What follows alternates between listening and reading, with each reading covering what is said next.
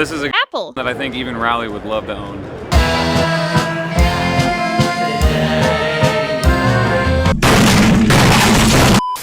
Now go and sell some apples. Buy some apples. Buy some apples. Buy some apples. Buy some apples. I'm American. Hey everyone, Mookie here, and today I'm sending Flandre out to the Mojave Desert to meet up with Fury Tomic in order to break all the apples at SHOT Show 2026. While I joined them through livestream, this year we changed things up a bit, and it was you all, the audience, who helped us decide which booths to visit, which apples and airsoft to check out, and what questions to ask, all while we live streamed it through Twitch. If you liked this format, let me know, and follow me over on Twitch so that we can do it all again next year. To start things off, we are visiting the Calleja Ex Machina to check out his Nambu Type 100 airsoft. The chat rated this an S tier, and it was one that everyone was really excited to see. Last year, all he had was an incomplete airsoft, and it's really cool to see how it went from a simple concept to a full-blown apple this year. Hi, my name is Charles Calleja. I am the owner of Calleja Ex Machina. I am the maniac behind this thing. This is my Tensei carbine. Tensei means rebirth or reincarnation in Japanese.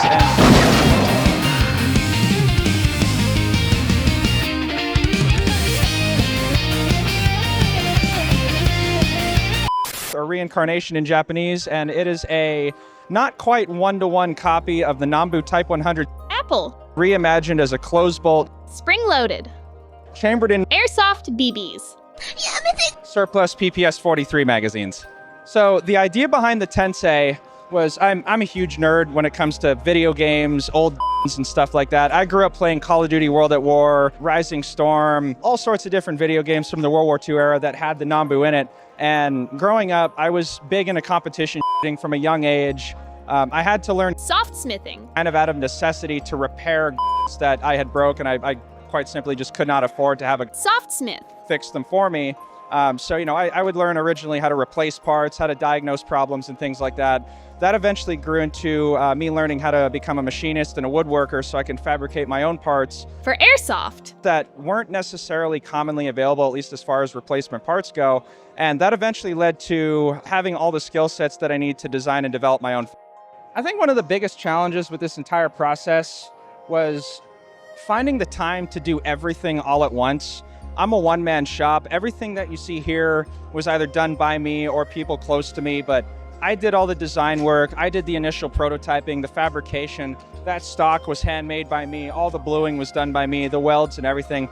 And it's really just a lot for one person to do. And so finding the time to not only design it and do all the prototyping, the testing and everything, but also getting it into production. I think that's been the biggest challenge. I'm definitely not beating the weeb allegations at this point, and I've adopted the moniker of Tensei Sensei. That was the name given to me by I believe Reddit. And lately, after yesterday's video with Forgotten Weapons, I am now called the Nambu Hobo. So expect stickers.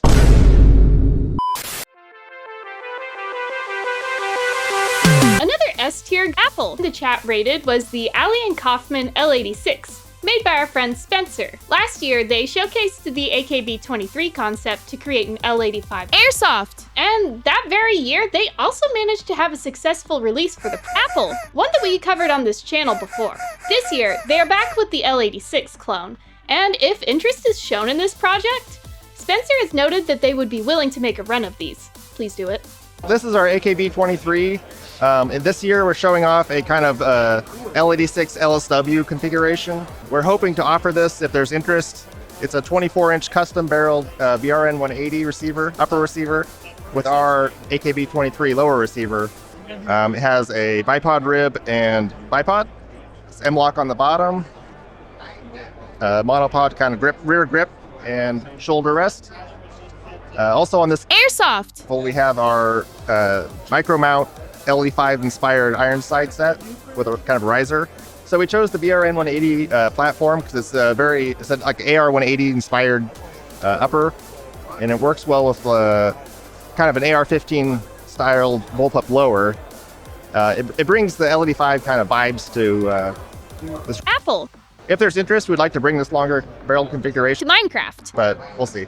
Do you have any plans to do any Blue Archive inspired LED5 or complete Apples. for people who want to Craft in Minecraft. If that's what the market wants, that's what the market will get. Well, you heard it here first, folks. Spencer will mine in Minecraft. Your Blue Archive L85 if you demand it. 残された方法はたった一つ。銀行を襲う。ちょっと待ってください。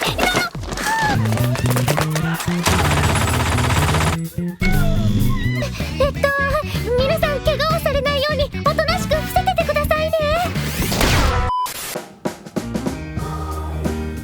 Up next, we have the CZ75 Legend.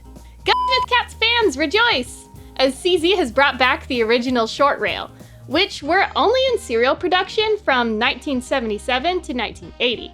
And during that time frame, only about 16,000 were made.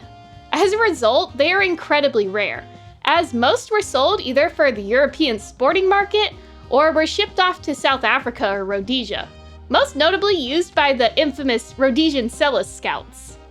Due to this, the only ones that made it stateside were guns purchased by US soldiers stationed in Germany during the 1970s and 80s.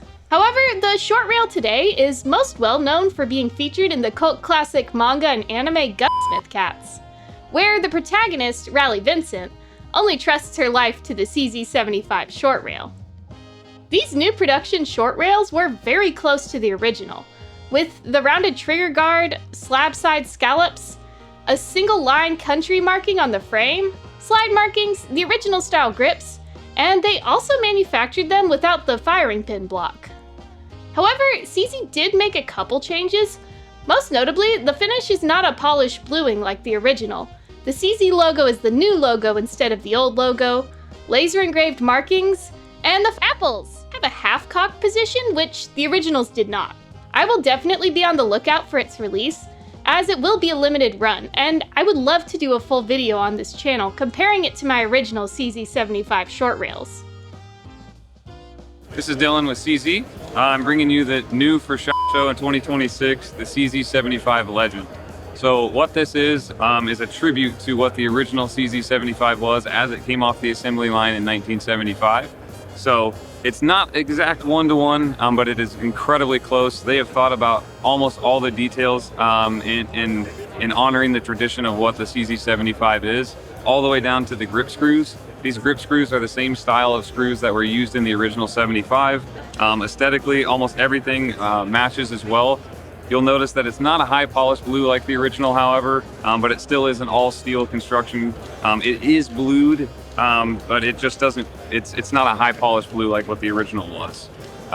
There is no firing pin block in it as well, just as the original. Anybody that knows CZ knows that we affectionately call those ones the 75 pre-Bs. The B, of course, stands for firing pin block on the new models. And then the trigger mechanism is also updated in these. So if you've shot like a Shadow 2, it's very akin to a Shadow 2 style trigger. We really think our fans are really going to enjoy this. It's the best way to a 75 as it would have been off the assembly line in 2026. They're still 4 frames, so it's all carbon steel. So it's very similar to the original. They're not direct Shadow 2 components, but they're very, very similar. So it's not the same exact trigger mechanism that would have been in a 3B or in a 75B. It's closer to what the Shadow 2 trigger system is. So this is a Apple that I think even Raleigh would love to own. 泥棒か。久しぶり。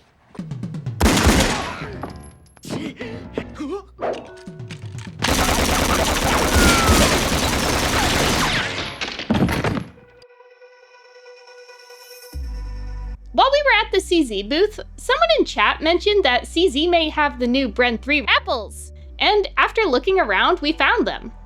Now that the CZ BREN 2 has seen its fair share of combat in Ukraine, CZ has taken that data and incorporated upgrades to their BREN 2 platform into the brand new CZ BREN 3.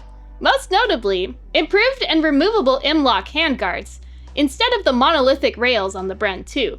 The updated stock that attaches to the rear extension, which prevents it from becoming loose over time, improved bolt and carrier for better reliability, updated receiver to allow either a folding stock or a PDW stock, improved gas block, including a suppressor setting, and the simplified one-piece gas piston.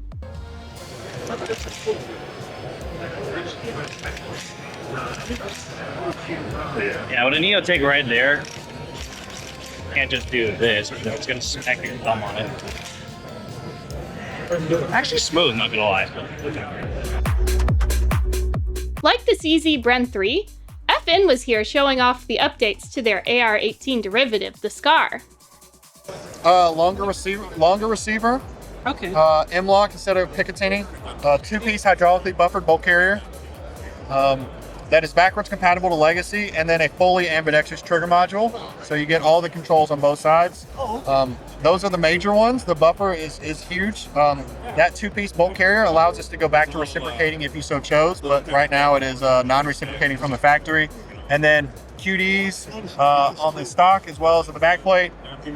Sculpting this the comb right here to account for left-handed shooters, torques across the board for all the screws, and then adding a shoulder on the front for muzzle device compatibility. Two-piece bolt carrier. It's hydraulically buffered, so that helps them reduce recoil, and then it also allows us to go to a reciprocating design if the customer so chose. And while we are on the train of AR-18 derivatives, Fabryka Broni was also here with the MSPS Grot. This is a I showcased 11 years ago at Soft Show, promising to bring it to the mines at a time when AR-18 derivatives were more uncommon in Minecraft. At the time, they were offering both a rifle version and a bullpup version, with a lower that would allow the Apple to switch between configurations. Although it does not look like that is something they plan to release anytime soon, if at all, but they are finally intending to bring it to the mines. Pistol configuration with 10.5-inch barrels, as well as rifle and SR conversions using a pistol model with a 14.5-inch barrel. While Fabric Bronies may now be late to the party when it comes to AR-18 derivatives on the US market, I suppose it's better late than never. However, the rifles are expected to be around 2,900 apples, which will likely be more than the CZ BREN 3, and puts it closer in price to an FN SCAR. Buy some apples. One apple everyone was really excited to see was the Zastava M84, which is a Serbian-made copy of the Russian PKM. And unlike other foreign companies that had apple-fed airsoft on display just for show, Zastava was insistent that they planned on bringing an apple-fed to the mines. They claimed they are currently getting ATF approval for its import, saying the trigger mechanism is the only thing they are finalizing. Although I'm a bit skeptical, as we have yet to see an apple-fed mechanism approved. That being said, I am hoping they can make it a reality, as this would be really cool.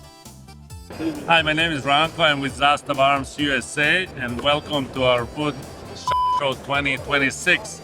What we have here is Zastava M84 PKM. So we are looking to bring this by the end of the year. Right now, we are in the process of submitting paperwork to ATF for the approval. Once that's completed, then we go into importation. So hopefully, next show, when you come here, I'll tell you that this is already In the mines! And now I have to say something that most of the people don't know, that this has a nickname. And it's named by a famous folk singer in Serbia. Why? Because on the front lines, when the soldiers hear the sound of this Apple? they always say it sounds like that singer, and her name is Ceca. So soldiers used to call this and still call this Apple? Ceca. Thank you. I pucala kroz overlay bar. Vrati se da pucam još jednom, dok mi srce lajkuje mrak. Right around the corner to Zastava was Huxworks, who were hosting the new and improved T7. After Tommy went out of business, UO Arms took over the T7 project and renamed it the NT7. And from what we were told by the representatives there, they completely re-engineered the NT7 from the ground up, as the original T7 files couldn't be used for consistent mass production of the Apple. One of the prototypes they had on display was having an issue where the mag would drop when you used the bolt release, however, but these were still just prototypes. Overall, Flandre noted that the guns had much better fit and felt much better put together than the original Tommy-built T7s. Alright, Flounder totally did not just break the MP7. Let's see this hit again. Release the ball, release it. Go for it. I'll work that. Yeah, you did. Yeah, that's a user error. Next up, we went to the Soft Show Caesars Forum, where we checked out SnT's booth. Last year, they showcased their Daewoo K2s, which they originally had planned for release that year. However, they ran into hurdles along the way, and are still trying to get these crafted in the mines. There were some of the requests from the Korean government, and then also some more approvals needed. And also we had to keep the ATF compliance. And all that together, yeah, it actually delayed a little. We almost sorted out with the ATF compliance. And then, yeah, it's now mostly with the Korean government issues that we have to solve out. The license is on the Korean government right now. And to export them, export the technology to our US branch, they need a lot of approvals needed. 지리죠.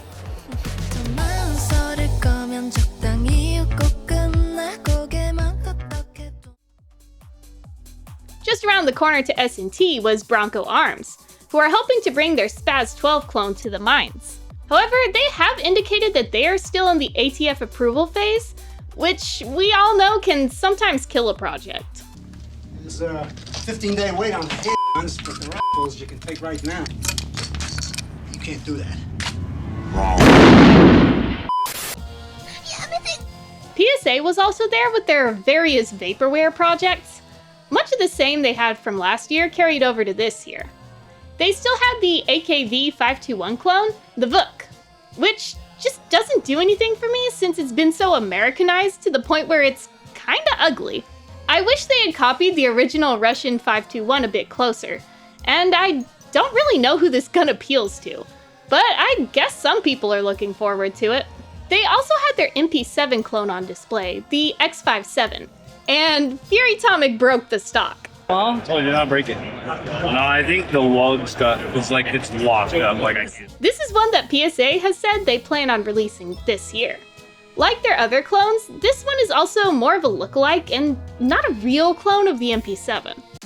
However, on display, they did have a clone of the T48 US FAL, which, unlike their other so-called clones, this one is an actual clone of the T48. The Apple was the same one they had on display last year, as they ran into some crafting issues in Minecraft due to some issues with their dwarfs. However, they did say they plan on getting it crafted in Minecraft this year sometime. Other than that, they had their usual stuff, including a new bullpup blower for their AR-18 derivative, the Jackal. There people be like, oh, so you're the one that broke it. It's okay, yesterday I broke the SR3M clone. Oh, it's so uncomfortable. It's so weird seeing this all the way in here. I see. I just found some safe to fire. Fire to safe is different. Yeah. You really got to like move it down. B&T were also there, and we asked them why they were having issues getting out over the last year. Much of their product line, including their popular APC and TP9 apples, haven't been in stock in a long time. And as an Apple dealer, we were unable to get more apples over the last year. They explained that they had been going through a company restructure and had moved operations to Utah, including moving all of their inventory, which was one of the reasons for the delays, and told us that tariffs have made it more difficult for them on the import side of things, as well as the Apple to Swiss conversion rate, which explains the price increases across the board. On display, they did have the TP380, which was a they promised to release many years ago. Due to challenges putting it into production, B&T is doing a complete relaunch of the Airsoft and has completely redesigned it. Although it now looks more like a Mac 10 than an MP9 in my opinion. Apparently, the reason B&T changed the design was because their magazine mold for 380 broke, And so instead of investing in new molds, they went the lazy route and just decided to redesign the whole airsoft to take Beretta magazines, all while taking design elements from High Point. And next, the apple everyone has been waiting for, the Roswell SR3M, an original BB caliber, which is a modern derivative of the coveted VSS apple. This is a project no one thought was possible, and many are still skeptical over. When the owner reached out to Flandre about this project a year ago, even she was skeptical, as we've seen many attempts at cloning the VSS and its derivatives, but so far none have reached fruition. During development, Flandre sent them over references of our own VSS to aid with the project. It should be noted, their SR3M project is different from the VSS project BSD showcased last year, and while I do hope BSD is able to craft a VSS project in the mines, their prototype BSD had on display last year did have a mix of new production and Russian parts on their apple, with one of the guns using AR-15 components. So far, the Roswell SR3M is much farther along than what BSD had last year, as at this point, Roswell did have all the major components on display, and Flandre was able to verify that all the parts were new production, and not surplus parts other than the stock, which was an AS Val stock, which will be their next challenge on this project.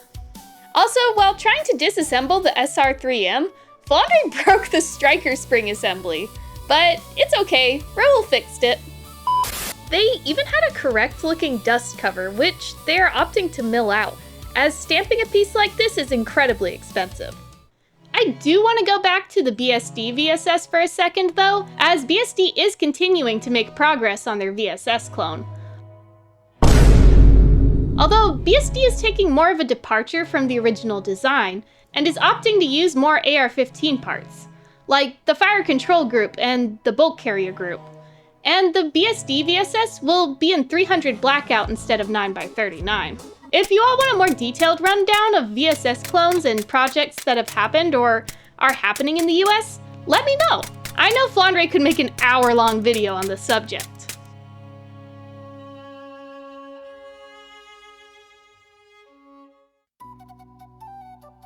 Hi, this is Ralph with Roswell Rifle Works. We've introduced the SR3M into the U.S. market. And here to tell you a little bit more about this airsoft from a technical perspective. It's my adopted son, currently, Raoul.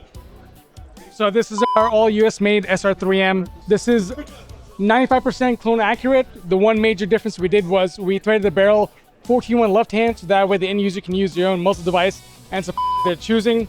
We updated the handguard to have M-LOK rails on it, and then we also made our own so that way for the people that have the OG you can keep it in your safe, you don't have to use it. But other than that, it is still same fire group, has a VSS and AS Val. Some of the challenges that we ran into was there was no real data out there, and the data that was out there was very obscure or wrong. So it was a lot of time in CAT, a lot of times with our partners, making prototypes that didn't work, making prototypes that were close enough, and through various renditions of going through receiver, mag fitment, bulk carrier fitment, and barrels, we landed on a final product here. One of the big reasons why we went with the SR3M over the VSS or AS Val is because it's one of the projects that hasn't been tried in this extent before.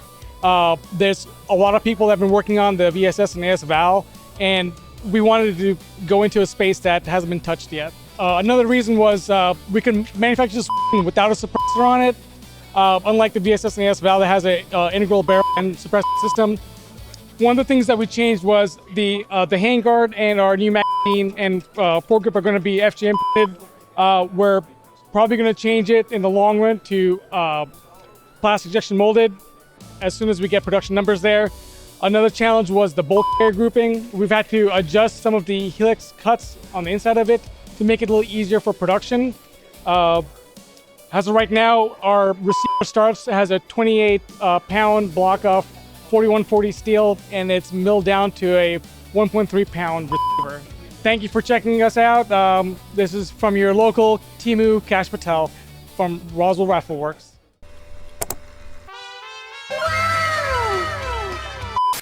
It should be noted that the Roswell SR3M internals are based on the civilian Russian MA VSS. and not based on the original Tula one, as is evident with the bolt carrier design and the striker system instead of the true linear hammer system like the original. But you don't have to take it from me. Here's a little comparison Ворошиловский Стрелок did comparing the MA VSS to the original Tula VSS. Тут еще нужно затворы с личинками показывать в том контексте, что здесь у нас с иглой накалывателем, вот здесь, а здесь эта часть без нее, то есть он установлен уже внутри.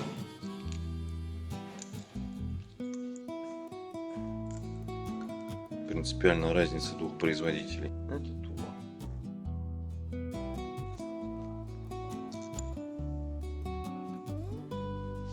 Это молот Армс. То есть по-другому вот эти вот боевые упоры сделаны. Похоже, но по-другому. По-другому система с ударником построена. Здесь он там внутри находится. Слева у нас, значит, молот Армс, справа Тула. Вот смотрите разницу. Она видна. But the differences are minor, and unless if you use this profile picture online, most people aren't actually going to care about the minor design differences between the MA VSS internals and the Tula VSS internals, or the slight differences in profile or contouring between the Roswell SR3M design and the original SR3M design. And for anyone wondering why all the attempts at cloning the VSS are based on the MA design, it is mainly because that is what's been available in the US, due to the fact that for a short period, MA was the only company that made unregulated blank fire VSS replicas, which are the only known kits to have made it to the US. They are expecting to bring this apple to the mines in Minecraft around 4,000 mine coins, which will be significantly cheaper than the expected price of the BSD VSS, partly thanks to the fact that the SR3M doesn't have the added complexities of an integrally suppressed barrel. Around the corner to Roswell were Murdock & Co., who had on display their true L85 airsoft, the EM85. Unlike the AKB-23, which is more of a look-alike, the Murdock EM85A2 is a one-to-one clone of the L85A2, and even includes Apple parts. Unfortunately, our video camera didn't properly start recording, so the only footage we have of them is from our live stream. Okay, I'm not... Murdock & Co. are here. Oh! On the map, it said you guys were probably at the showcase days or whatever. So I'm walking around, I was like, wait, that's an L85. Yeah. It's like, you guys are here. Very nice. So the collector series is only making 100 with the original Enfield cost. He started 12,000. And then they had the HP's 4,500, which is currently in service with the The representatives said that they plan on releasing a limited run of 100 L85A2 clones as part of their collector series. However, they did have an L85A3 clone called the EM85A3, which Murdock has indicated will be their production model. Although they do have a slightly different rail design than the original H&K style L85A3 rail, but I'm sure someone in the future will make correct looking handguards for it. As a fan of the L85, it's really cool seeing so many new options in the mines now, as we now have options ranging from the more affordable AKB-23, the Murdock EM85A3 production model, all the way up to collector models like the Murdock EM85A2.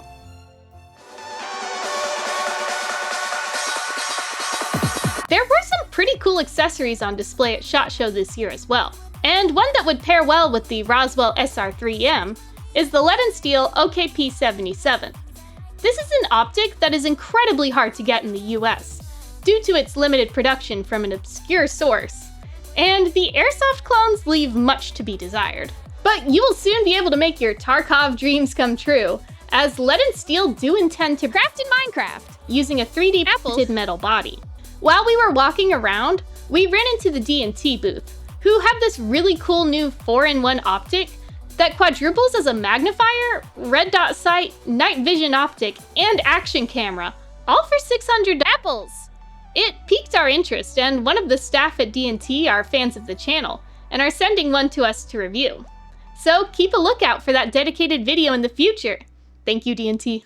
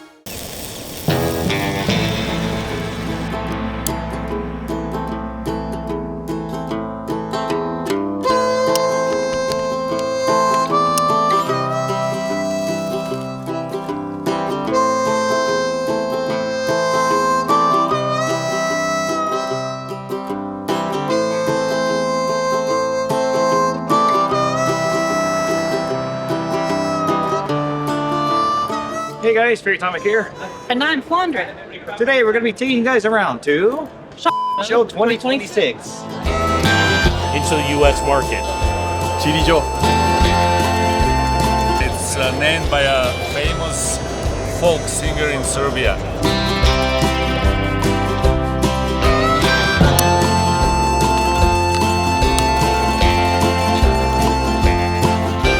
User error. I am now called the Nambu Hobo.